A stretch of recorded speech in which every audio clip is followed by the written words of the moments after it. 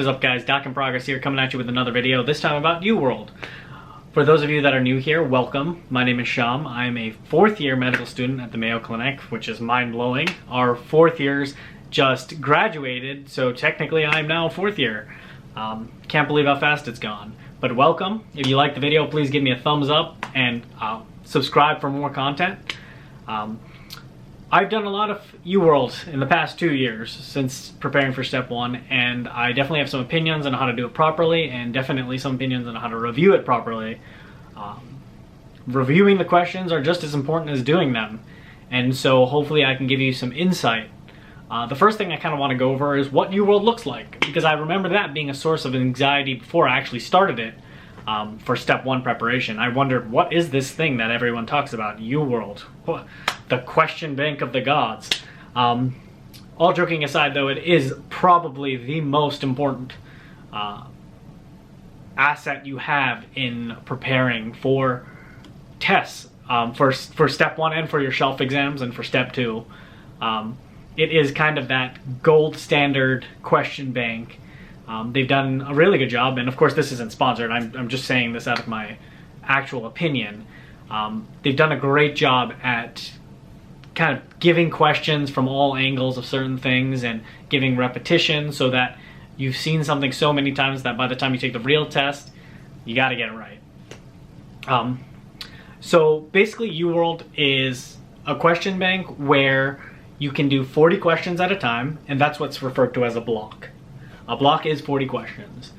And you can go through the block in multiple ways, one of them being a test mode, which is you do 40 questions straight and then you get your score and then you can review the questions after.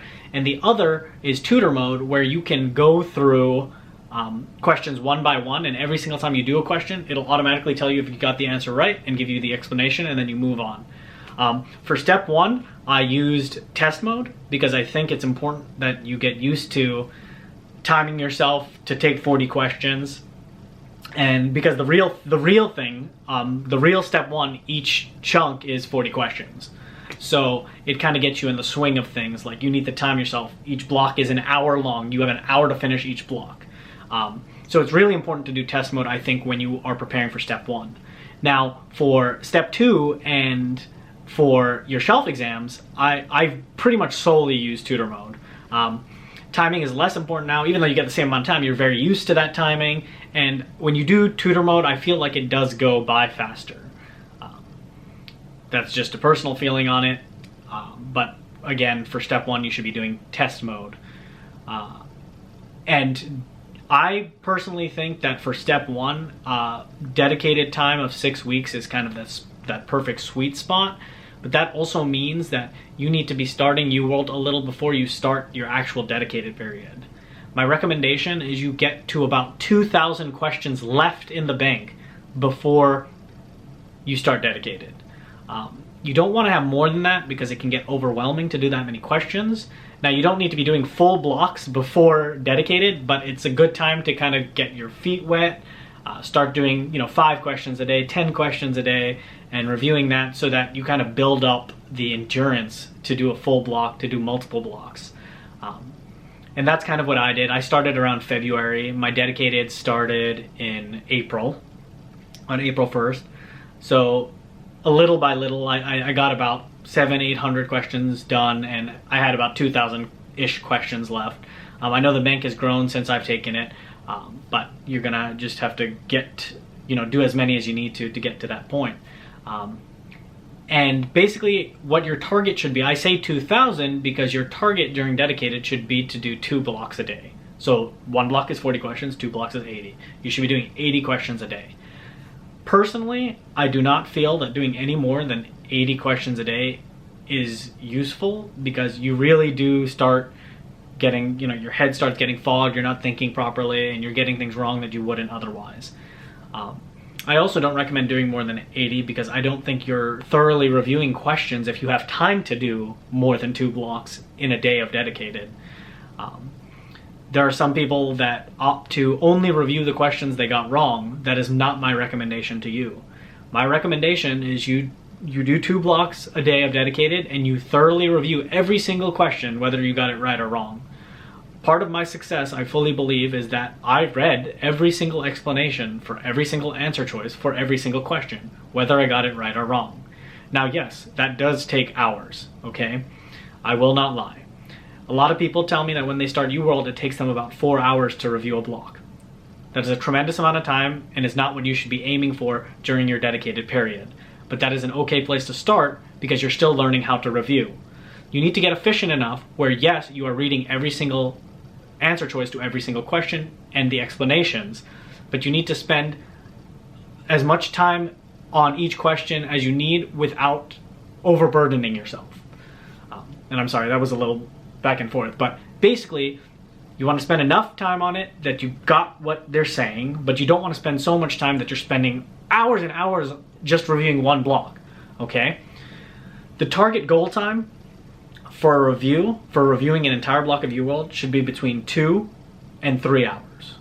I personally am very OCD about reviewing things, so I tended towards the 3-hour side.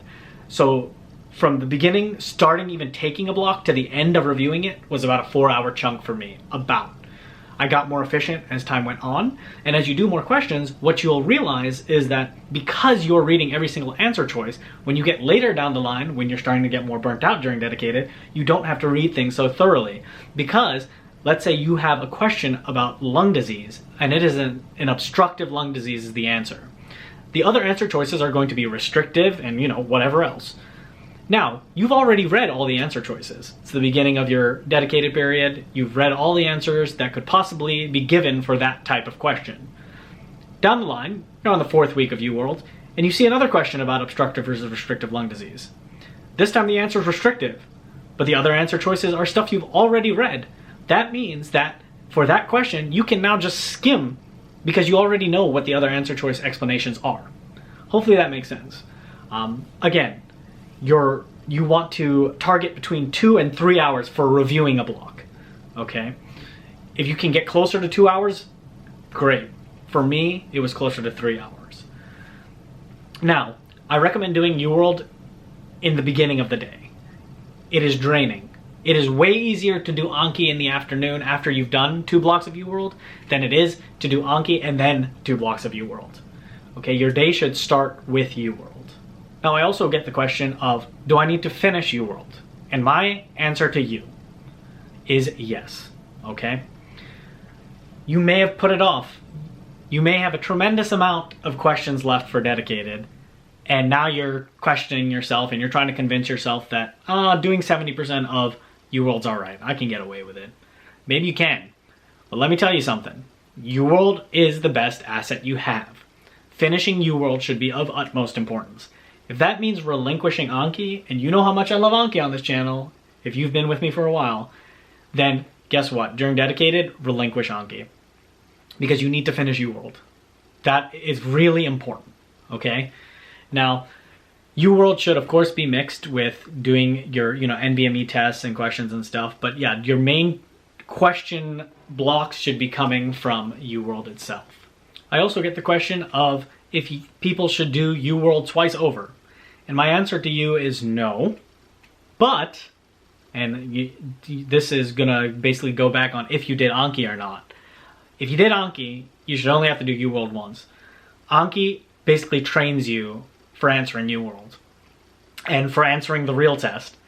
Now, if you haven't taken my advice and you didn't do Anki, then it could be reasonable to do UWorld twice because the percentage you'll get right on your first go is probably going to be quite trash. That should not be the case if you were a dedicated Ankier. If you were a dedicated Ankier, you should be starting with 60-70% correct and ending with 80 to 90% correct, okay? But of course, if you hadn't done Anki, then your first go around, you're probably going to be getting 40% correct. And then when you do your second time around, you're seeing the questions over again, and you should be getting closer to 80%. Now, what's a good percentage correct by the end of it all, right? It doesn't matter where you start, it matters where you end because you take the test where you end. So if you're starting at 40%, 50%, whatever, don't kick yourself in the back. You will improve. Now, you should be aiming for around 80% correct by the end of it all. And that's the final overall score. Per block, you should be getting, obviously in the beginning you'll get lower, but per block, again, you should be aiming for the 80% correct range. And then overall, the final score you get once you've completed the UWorld bank should hopefully be 70 or 80%, preferably 80%. And I guess that answers another question that people ask me a lot, is that does your UWorld percentage really matter at all? And I think it matters because it is telling you the percent you got correct of all the UWorld questions you did, which are reflective of the types of questions you will get on step 1. So if you have done really bad and gotten 40% overall after having done Anki and then doing UWorld once, then you might not be getting the score you want on the real thing. Now, of course, there's a lot of variables, but again, like I said, if you did Anki, you should probably be doing good on your first go-around, and you shouldn't have to do a second go-around. If you didn't do Anki, doing it twice over might be helpful. Personally, if I hadn't done Anki, I would have probably done another question bank that wasn't UWorld and then UWorld, because I tend to remember questions that I've already done, and then it's not really helpful. I want to see new questions to really challenge myself, so I would have done a different question set, and then I would have used UWorld. So, to summarize, you should start UWorld early enough that you only have around 2,000 left before you do Dedicated. Dedicated should be around 6 weeks, give or take. Take what you need, but my advice is 6 weeks because that's enough time to prepare and not enough time where you're gonna go insane. Okay? When you get to Dedicated, do 2 blocks of UWorld a day. That is 80 questions a day, all right? Review them the same day you take them, and then do your Anki. UWorld should be the first thing you do in the day. You should be prioritizing finishing UWorld during your Dedicated. And no, it's not okay that you don't finish some of the questions. You should finish all of them. I don't mean to scare you, but that is my recommendation, and it's been proven that, questions make the difference. So that's what I'm going to give to you, the advice that I know works. Now, when you're done with UWorld, you'll be given a percent correct. Don't fret too much over it, but you should be aiming for a 70 to 80% overall score of correctness. Earlier on, individual blocks, you may be getting worse outcomes, 40%, 50%. Later on, you may be getting better, 70, 80, 90%. The final thing you should get, though, is around 70 to 80%. Higher, great, no problem. Overall, though, the most important piece of advice I can give to you is, again, review every single answer choice and review every single explanation for those answer choices. It will pay off big in the end, I promise you. I know it's a lot of work to be sitting for so many hours, but you have trained for this. You are a medical student. You have the capacity to do this.